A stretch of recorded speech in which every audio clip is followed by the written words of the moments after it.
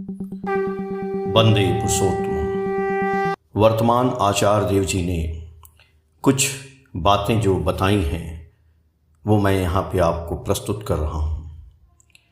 उन्होंने माँ बाप के बारे में बोला कि बच्चे की शादी ब्याह के लिए जो माँ बाप बहुत चिंतित रहते हैं उनके लिए मेरी सलाह है कि बेटियों को सबसे पहले श्रृंगार सिखलाइए।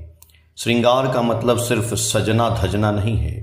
श्रृंगार का मतलब कैसा आचरण करेगी, कैसे वार्तालाप करेगी, कोई आ गया तो कैसे आप्यायित करेगी, किसी के घर जाएगी तो कैसे बातचीत करेगी, क्या बोलना है, कैसे व्यवहार करना है, इन सारी बातों को सिखलाइए।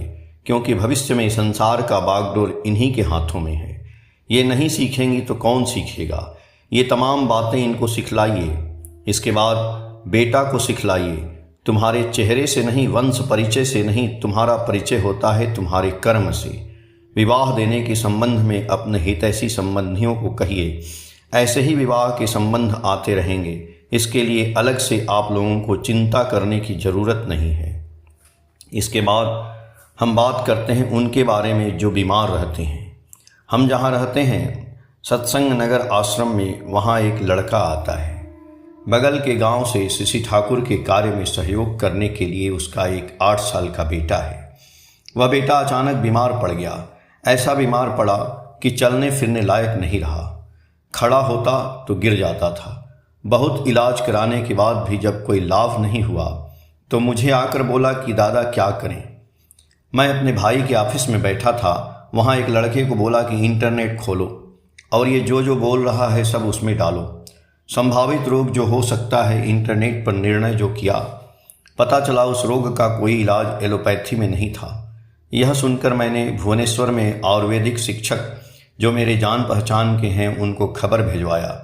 खबर सुनकर उन्होंने एक साधारण सी आयुर्वेदिक दवा बताया जो देवघर में ही मिल गई। उसको मंगाकर उस लड़के के हाथ में देकर बोला, इसको अपने बच्चे को खिलाना। 7-8 दिन में ही वह बच्चा खेलने कूदने लगा। अब वो बच्चा बिल्कुल स्वस्थ है। पहले जानिए आपको क्या बीमारी हुई है, क्या करना चाहिए, कैसे खाना चाहिए, कैसे पीना चाहिए, वो सारी बातें जानिए। उसके बाद कोई भी चिकित्सक जो आपकी जानकारी में है या संधान में है उनसे संयोग कीजिए। आनंद में रहिए। बिना आनंद में रहे कोई बीमारी से मुक्ति नहीं मिल सकती है। जहाँ हताशा है, जहाँ ग्लानि व पीड़ा रहती है, वहीं आती है बीमारी। बचपन में भूत के भय लगने से राम राम बोल भूत भाग जाएगा, ऐसा कहा जाता था। मैं बोलता हूँ आनंद में रहो, आनंद में रहो, तब बीमारी भागेगी। घुटने में दर्द हुआ, अर्थराइटिस है, बहुत इलाज कराया, फिर भी एकदम जाएगा नहीं, थोड़ा प्रस्मित हो सकता है। अर्थराइटिस तो घुटने में है, दांत में तो नहीं। तो हम लोग हंसकर जीवन बिता सकते हैं, यही मेरी सलाह है। अब जिंदगी की एक तस्वीर मैं आप लोगों के पास रख रहा हूँ। जिंदगी की तस्वीर ऐसी है कि एक परिवार में पति पत्नी नई शादी करके जिंदगी शुरू किए ही थे। तब इनके जिंदगी में बहुत प्रेम था। धीमी आवाज़ में हिस हिस कर बातें करते थे। किसी को भी भनक भी नहीं लगती कि इन दोनों में क्या चल रहा है। अब जितने दिन बीतते गए इन लोगों के परिवार में आवाज़ आना शुरू कर दिया। हो की आवाज़ आने लगी। इतनी जोर से सारी बातों में झगड़ा झंझट चलता था। आदमी चिल्लाता कब है, जब कोई दूर में खड़ा है तब जोर से चिल्ला कर पुकारता है ओ दादा, लेकिन जब पास खड़ा है तो धीरे से पुकारता है ओ दादा। ये पति पत्नी चिल्लाते क्यों थे? क्योंकि पति पत्नी के शरीर एक जगह रहने पर भी मन इनका एक दूसरे से दूर हो चुका था। इसलिए ये लोग चिल्लाते थे। इनको भय सताने लगा कि शादीशुदा जिंदगी टिकेगी या नहीं। पति शादी टूटने के भय से अपने मन को कहीं दूर छुपा कर रखता। पत्नी भी वैसा ही करती। मन के टुकड़े को शादी टूटने के भय से हटा कर रख दिया कि इसको अगर खोलेंगे तो शादी टूट सकती है। अब दोनों खंडित मन वाले प्राणी कोशिश करने लगे शादी बचाने की।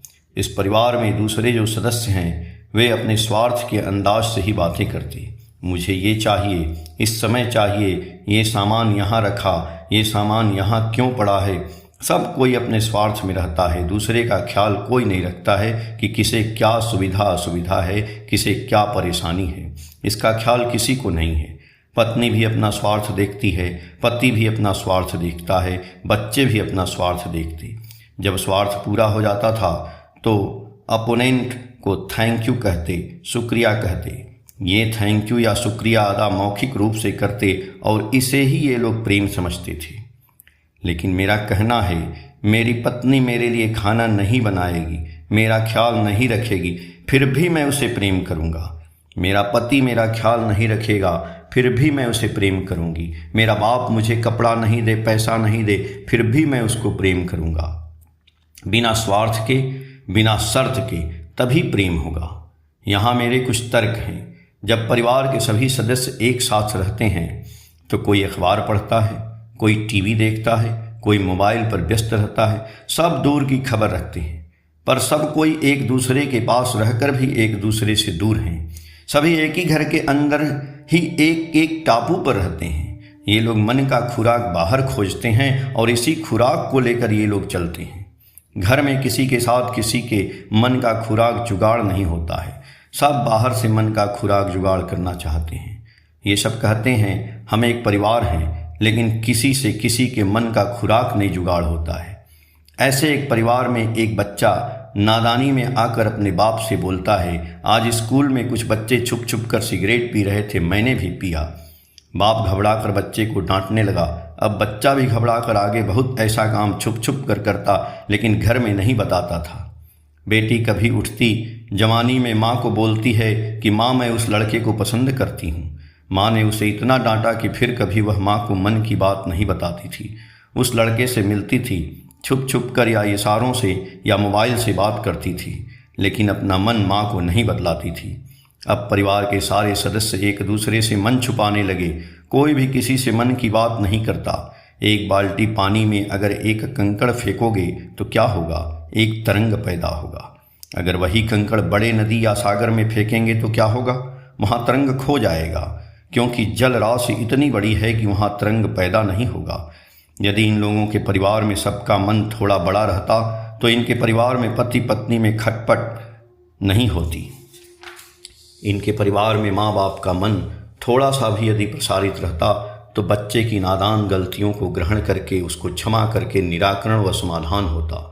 ये लोग डांट पीट कर समस्या को और जटिल नहीं बना देते। मन छुपाना ही जटिलता का कारण बन गया। इस परिवार में बच्चे को अच्छे अच्छे चीज़ें सिखाई जाती हैं। बच्चे को बाप सिखाता है, बेटा सच बात बोलना चाहिए। जब कोई पैसा मांगने आया तो वही बाप बोलता है, बेटा जाकर बोल दो बाबूजी घर पर नहीं हैं। माँ कहती है, पिताजी बुजुर्ग हैं, गुरुजन हैं, उनका कहना मानते हुए चलो। रात को देखता है उसी माँ का बाप से झगड़ा चल रहा है। बेटा समझता है अच्छे अच्छे बातें को सुनो, लेकिन करने के लिए अलग चीज़ है। बनना चाहता था जिंदगी में मधुमक्खी, बाप भी चाहता था, बेटा भी चाहता था, पर बन गया मलमक्खी, गंदगी पर बैठने वाला। परिवेश में गया तो सबसे पहले वह गंदी आदतों को सीखा, गंदा बर्ताव सीखा, गंदा आचरण सीखा, गाली भी सीखा, नशा करना भी सीख गया। बड़ा ऑफिसर बना, बड़ा होकर घुसखोर बना। ऐसा परिवार देवघर जाकर कहता है कि दादा मेरा परिवार बिखर गया है, नष्ट हो गया है, मुझे कोई राह दिखाइए। इसी तरह एक परिवार से बात करने के बाद हमको पता चला सभी लोग अपने काम में निकल जाते हैं। शाम को सभी एकजुट होते हैं।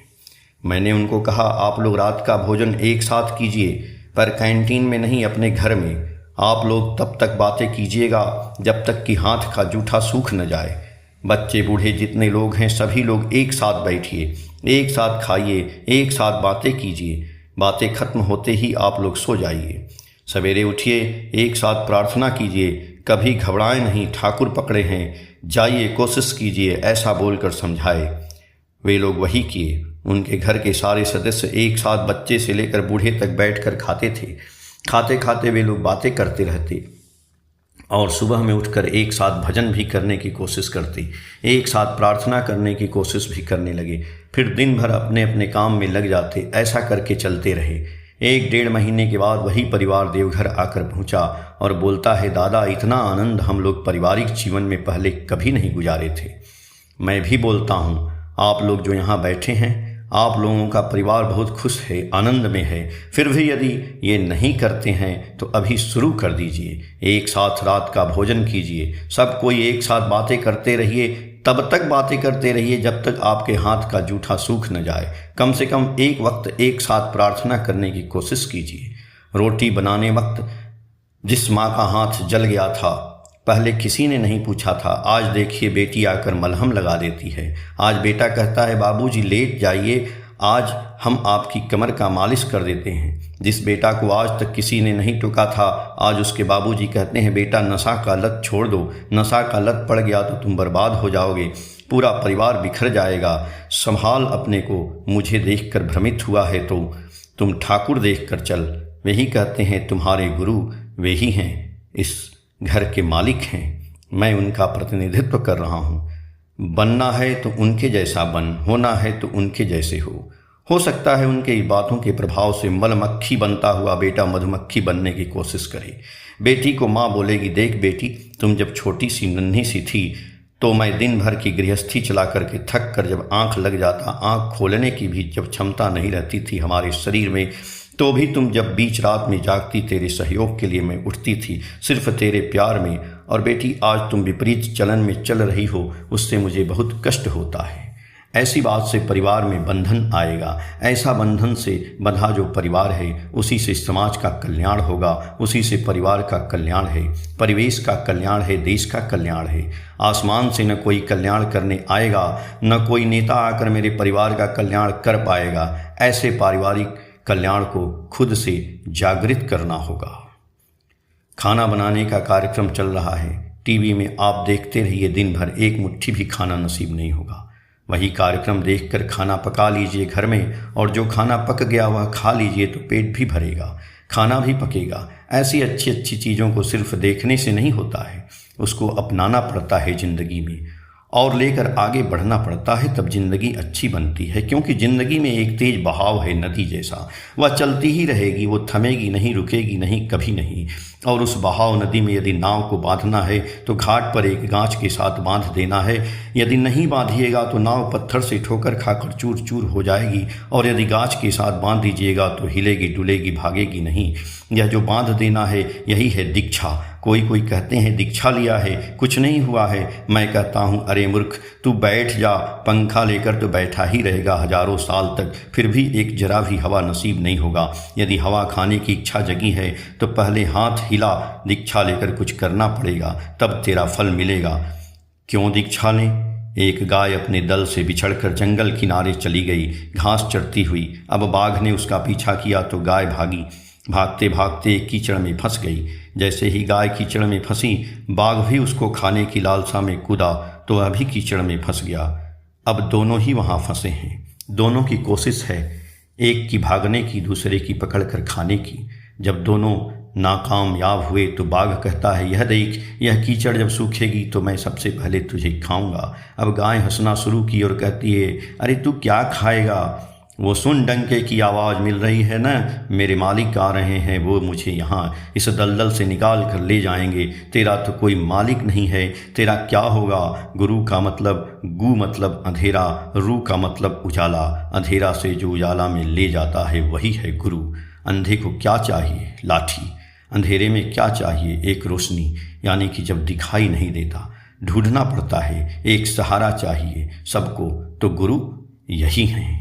सातवती जून, पेज संख्या 46, 47, 48 और 49 से। जय गुरु।